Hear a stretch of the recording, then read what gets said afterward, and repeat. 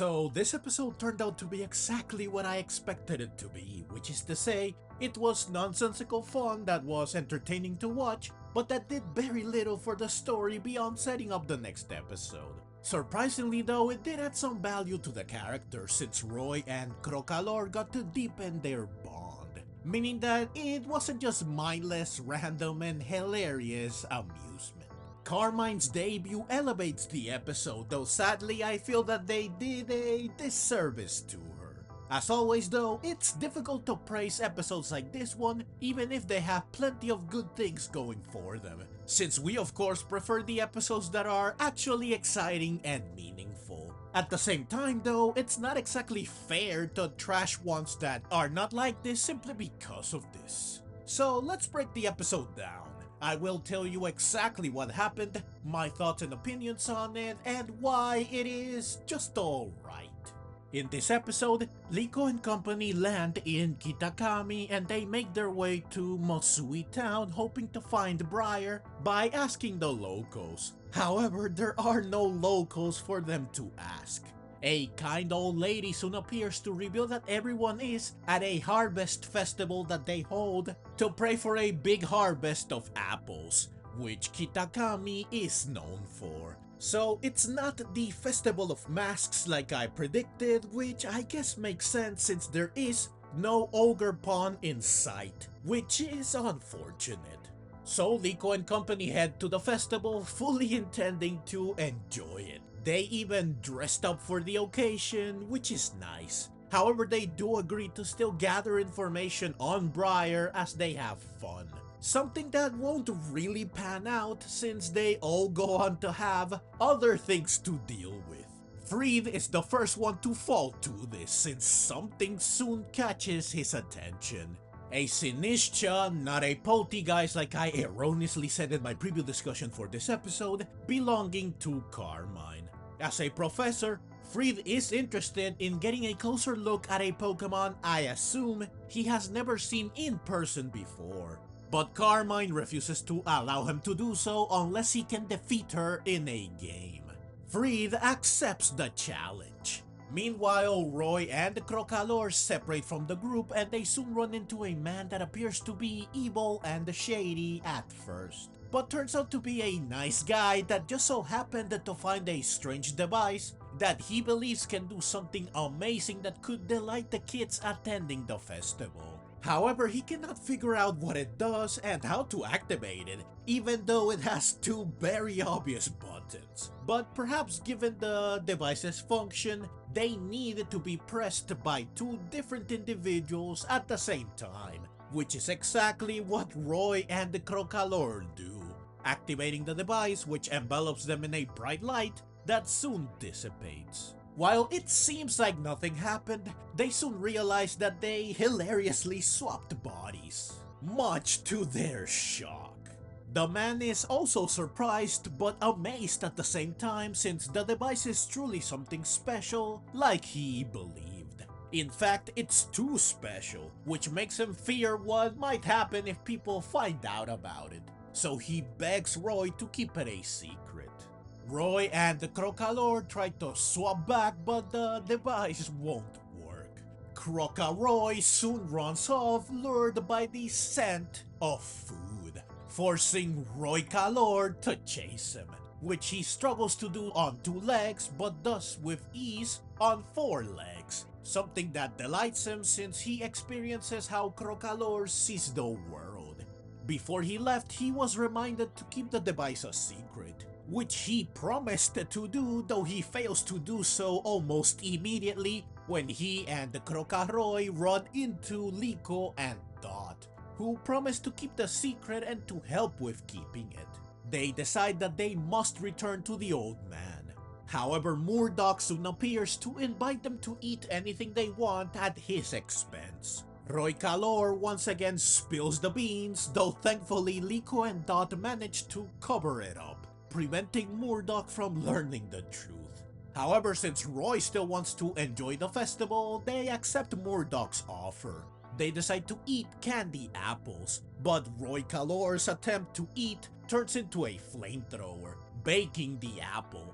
giving Murdoch and the lady at the stall an idea on a new way to make candy apples, which makes them zero in on Roy Calor, increasing the likelihood that the Floragato will be out of the bag. So Liko and Dot decide to make a tactical retreat. However, they soon find themselves in another situation that might expose the secret. Molly is tending to several kids. While it would be better to ignore this and move on, Liko and friends decide to help. Once again, the Sprigatito almost ends up out of the bag thanks to Roy Calor, but they once again manage to keep it under wraps. This time thanks to Crocalor, who can only say his name like most Pokemon do, but this works out because the ending of his name, Gator, pronounced Geta in Japanese, just so happens to sound like Geta, the reason why all these kids need Molly's help. Therefore, Molly thinks Roy is pointing out that the Geta are the problem.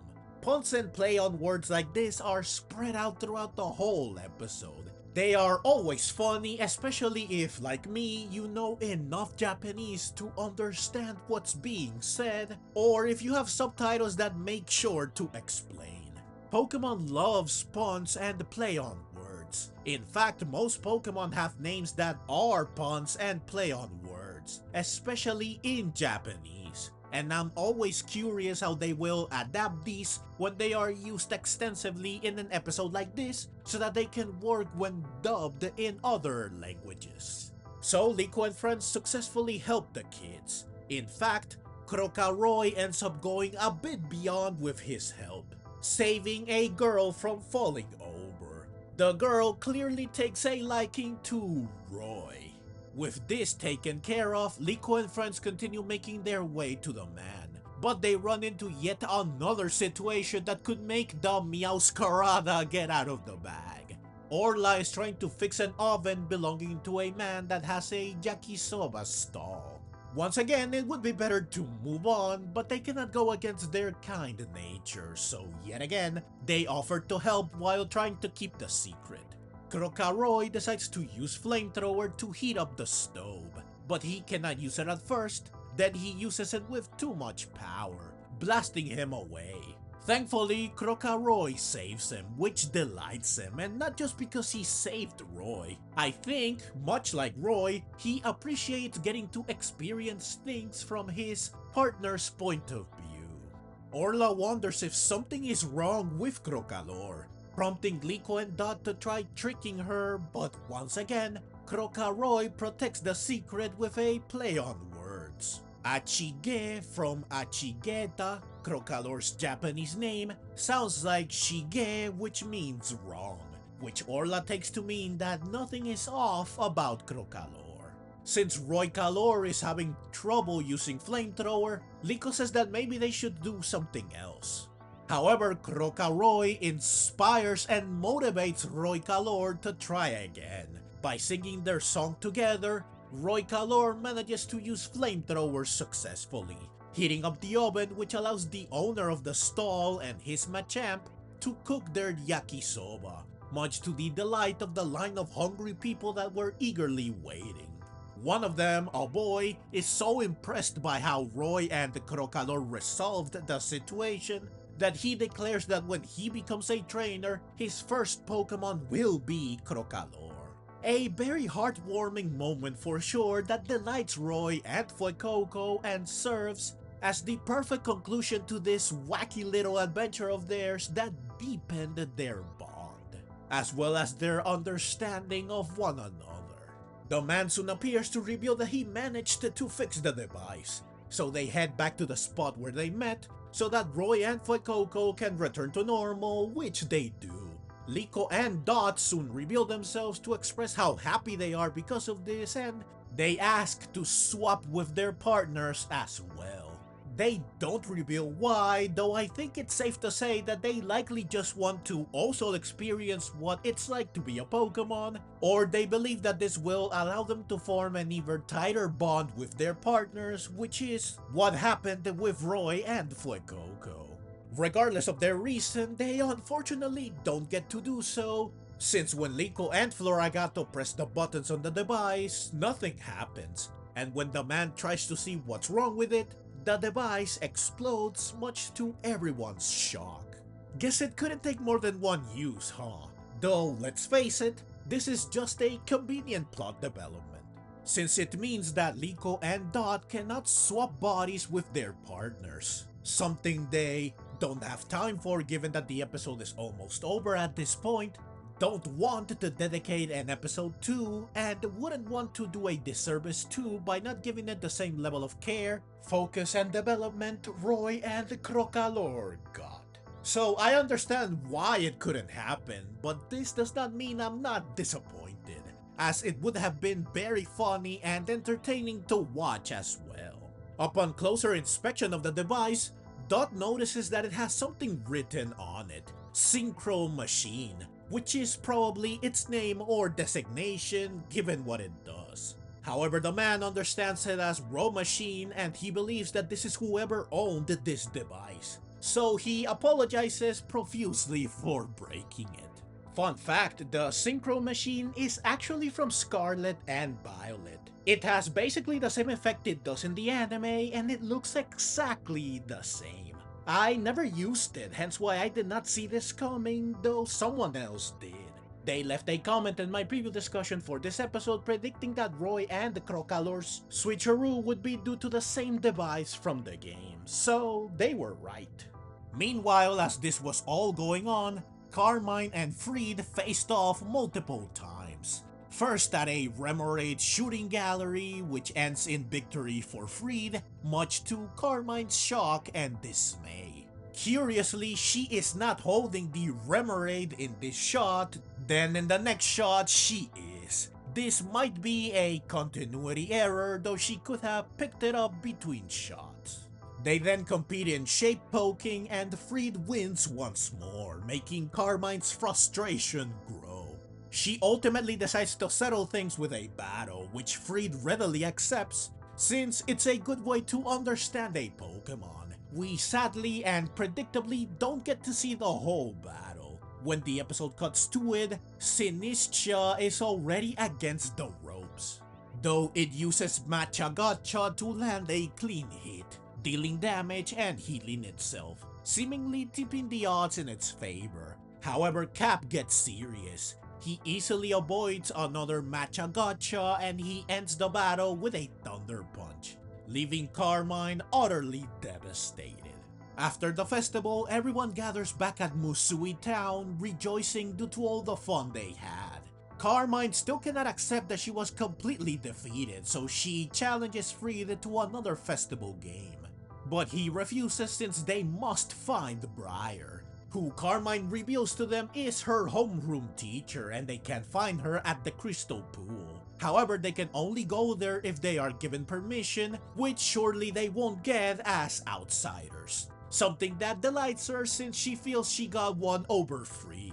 However, to add insult to injury, the caretaker soon appears to grant Friede and company permission to go to the Crystal Pool since they helped his daughter Susune, who happens to be the girl Crocalor helped earlier. So basically they accidentally did a prerequisite side quest before advancing the main quest. Carmine does not like this turn of events in the slightest. The episode ends with the Rising Ball Tacklers deciding to head to the Crystal Pool.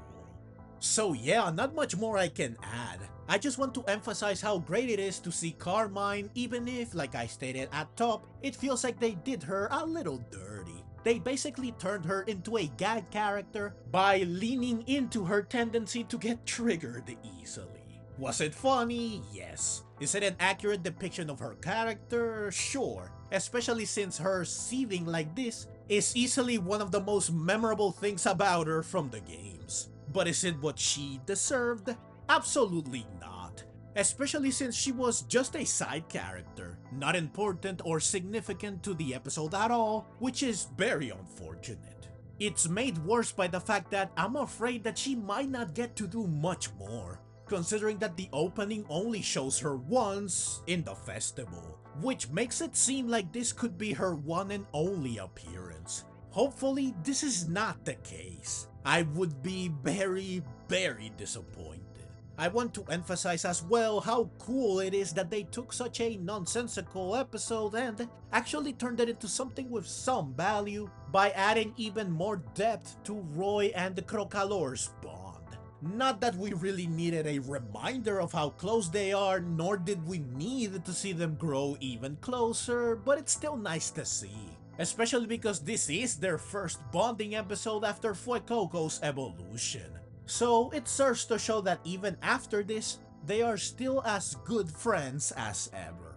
Also, hearing Crocalor speak was hilarious. While technically Roy was doing the talking, I can almost guarantee it was Crocalor's voice actor doing the voice. And he made sure to sound very Pokemon-like, which is funny and goofy.